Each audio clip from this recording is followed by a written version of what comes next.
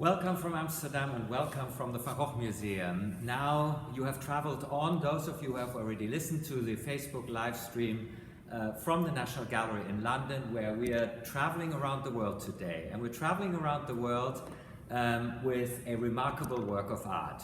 I should say with really 5 remarkable works of art by one of the most famous painters on the planet, Vincent van Gogh, as we say here in the Netherlands. And the most famous picture, probably one of the most famous paintings in the world, is of course his Sunflowers, which you see here behind me. But there's not just one version of it, there's 5 versions of this picture. And those of you who have joined in earlier, you have already listened to my colleague Chris Riopel at the National Gallery in London talking about their version of the picture. And now it's our turn here at the Van Gogh Museum in Amsterdam to talk about ours.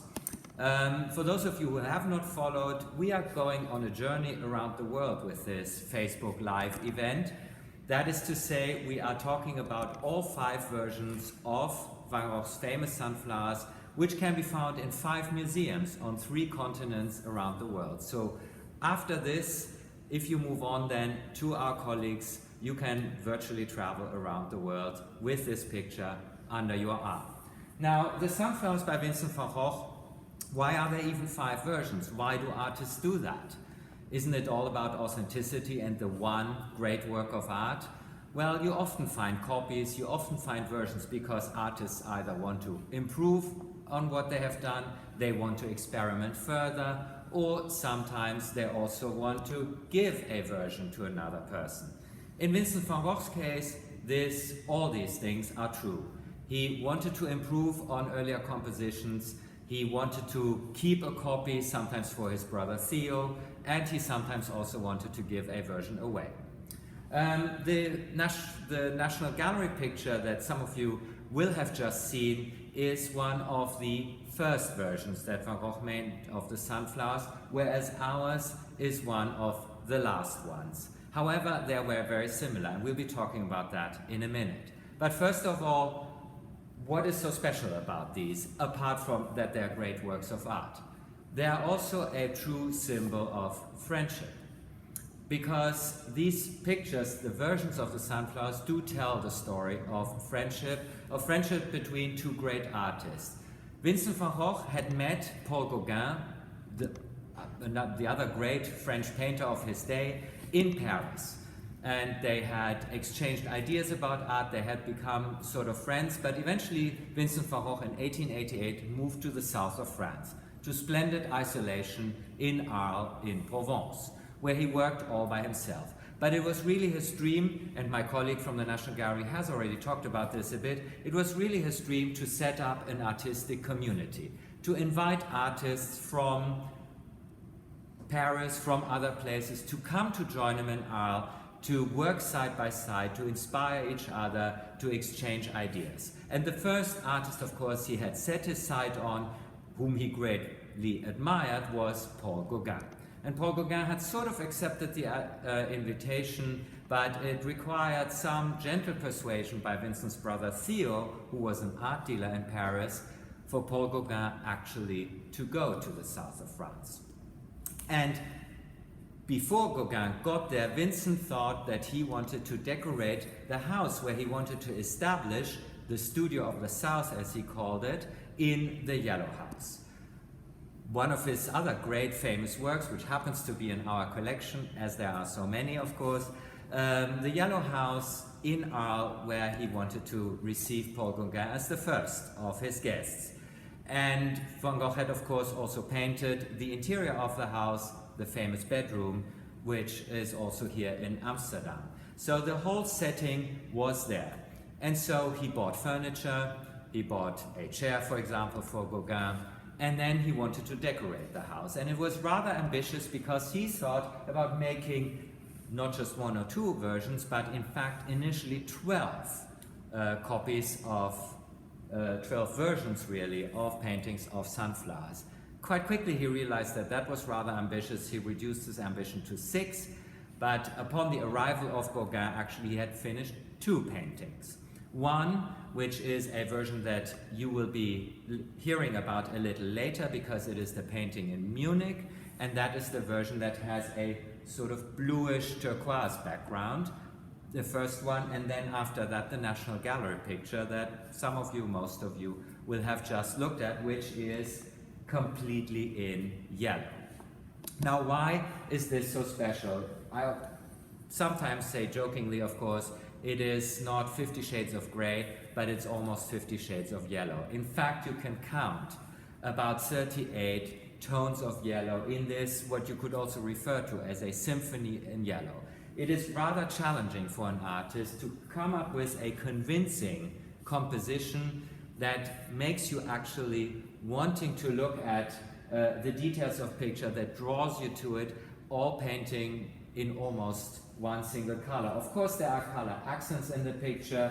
You can see, of course, the green stems of the flowers. You see some other color accents here in the flowers, and of course also here along the table and around the vase. Vincent very proudly signed the painting also on it, as he did most of the other versions as well.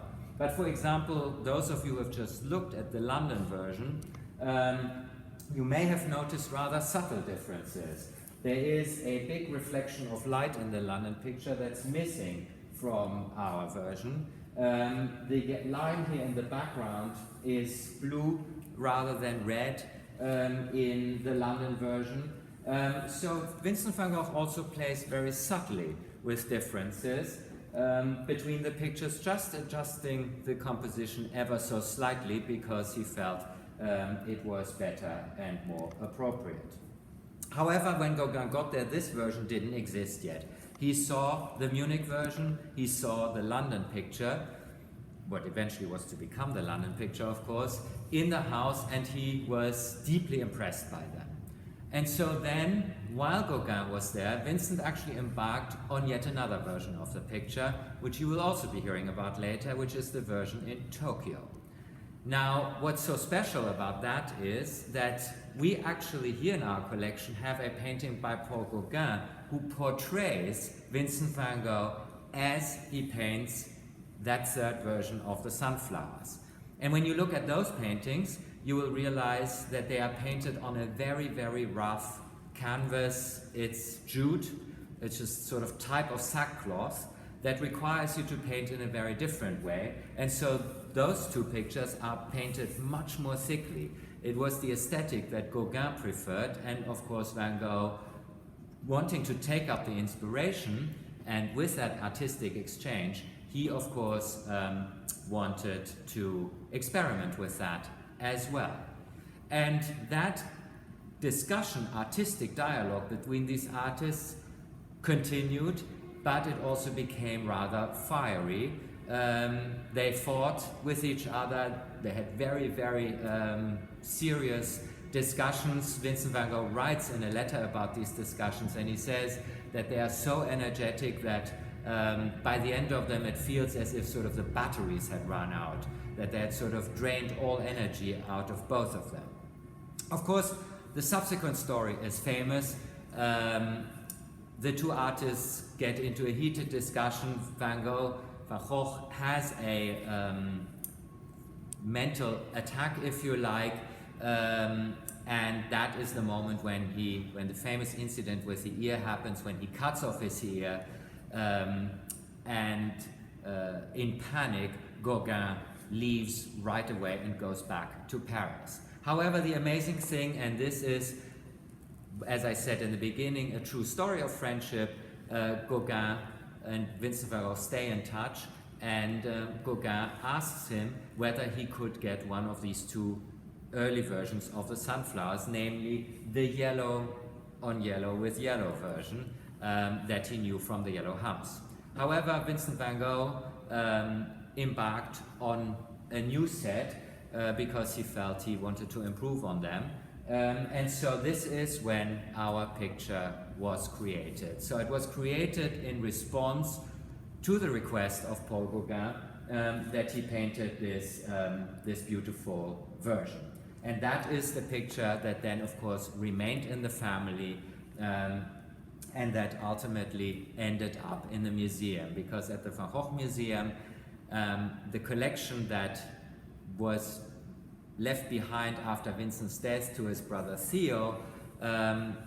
Then what was left after works were sold from the collection formed the core of the collection here at the Van Gogh Museum in Amsterdam, and that is why one of the great works, one of the great versions of the sunflowers is here in Amsterdam. Of course, the picture has become world famous, and that of course also makes that we felt, upon the initiative of the National Gallery in London, that we should embark on this unique Facebook Live event and really take you on this journey around the world to look at all the versions, because physically we will never be able to bring them together again. So therefore this is your unique opportunity, and I would very much invite you to continue with the subsequent Facebook Lives.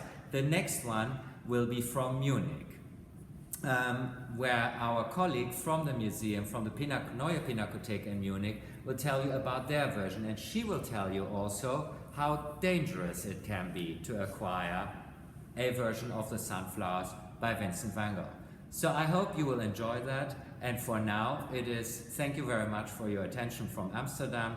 Thank you from the Van Gogh Museum, and if you are in Amsterdam, do come visit. Thank you very much.